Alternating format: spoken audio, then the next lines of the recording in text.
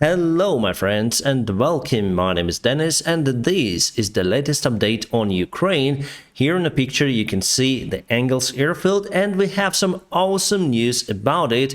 It was under attack again. The Engels airfield, situated far away from Ukrainian borders, more than 500 kilometers on the northeast part, and here is Saratov city, so Engels is very close to it. You can see there are Tupolev 95s and also they have Tupolev 160 airplanes on that airfield. And Russians constantly use those strategic airplanes to fire the cruise missiles to target Ukraine. They put more ships to the Black Sea that can carry the cruise missiles as well, so it could be the joint attack on Ukraine. And I was expecting it today, but something went wrong for Russia here, and let's see why. Yes, the video quality is not the best here, nighttime CCTV cam, but anyways, you may spot the flash on the background. So just look at that massive boom on the background. So for sure some sort of the drone hit the target, and this is just a screenshot taken by phone or maybe other CCTV cam showing that there is the fire on the Russian airfield. And we have the reports that the command center of the airfield is totally destroyed. Russia for now admitted that they lost around 3 army men.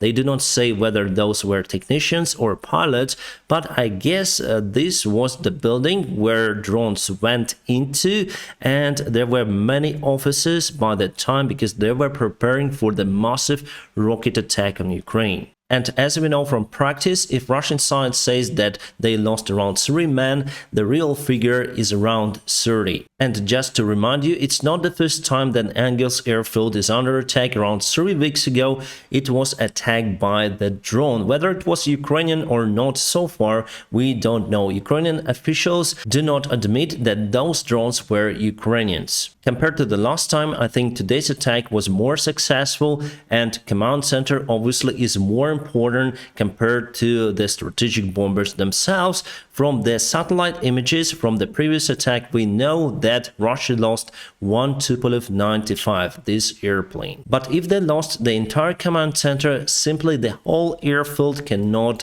operate. Let me show you the possible next targets and the weakest spots for this airfield in particular. So first of all, it's the command center, and here we have ammunition depot, and here is the big one, ammunition depot with the rockets. Probably those are the cruise missiles that Russia continued to use against Ukraine. Also, we have some sort of the ammunition lying in containers over here. It could be hard to penetrate them if they made out of the concrete. For the drones, for rockets, it's not a problem, but for the drones, it could be the hard task. Also, we have the oil storage over here. Big 7 tanks with the jet fuel that is used to refuel the airplanes. And also here what we have, well, nothing extraordinary over here, it's just the engineering part of the airfield, and many of the planes, and you need lots of the drones to target all of them. So obviously it's better to target the command center. And we have more ammunitions over here, so lots of the shells. Russia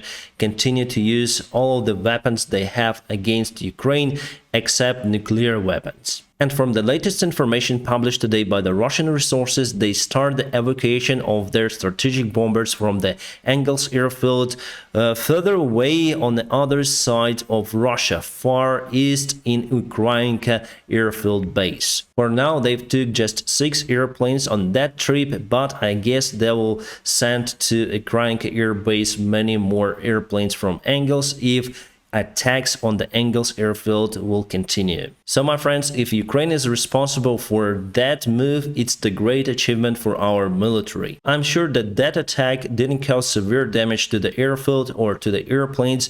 However, it carried severe damage to the reputation of the Russian army and Russia itself. Because even after 3 weeks after the first attack, they're still not able to secure their own strategic military airfields and strategic aviation that could be used for the possible nuclear war to protect Russia or something. So they cannot do it. They are weak. And all of the countries in the world see these humiliation of Russian army. How can they protect their citizens if they're not even able to protect the tool that is used to protect their citizens? It's crazy, mind-blowing. And here we have one more reminder of the Russian army losses.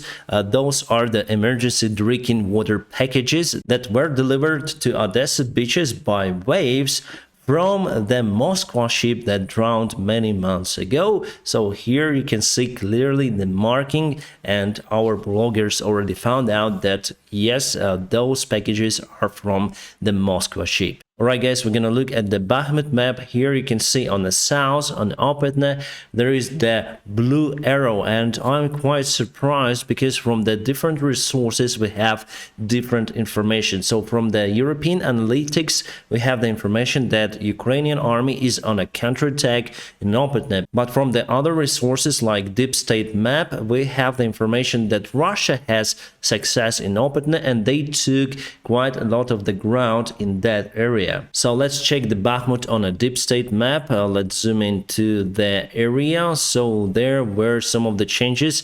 This is Opetne that almost completely is taken by the Russian forces. They used the Wagner soldiers over there and the soldiers from the self-proclaimed Republic. Yeah, I just want to zoom in to the south to Opetne. So this situation was there yesterday. And this is today. As you can see, Russia did quite a big success over there. They took, as I say, to Opetne almost fully.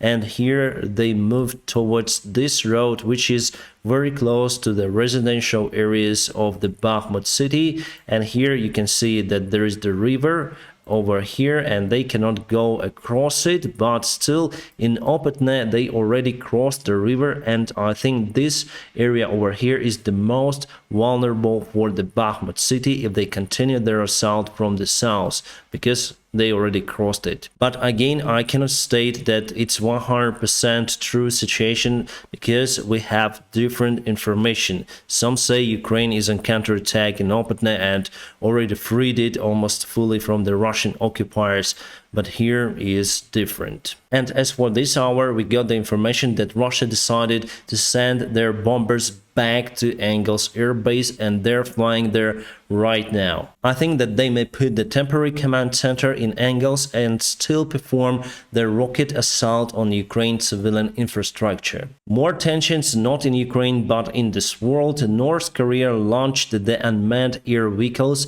to the South Korean territory, and those drones were shot down by the South Korean Air Forces. However, South Korea lost one of their airplanes, K-1 airplane. And we got the information coming from Serbia that their military was put in the highest possible alert state, and the defense minister of Serbia said that they will be ready to withstand any kind of provocations there. Plus, China launched 71 military airplanes that entered the range of the Taiwan air defense systems, and that's the biggest provocation for a long time that China conducted in this stream near to Taiwan. My friends, please check out my Telegram channel because there I upload the information more frequently compared to the YouTube channel, and there is the unique information that I cannot post on YouTube because of the YouTube policy. But anyways, I'm gonna keep you updated on YouTube as well as usual, and if you want to support me, just press the like to this video.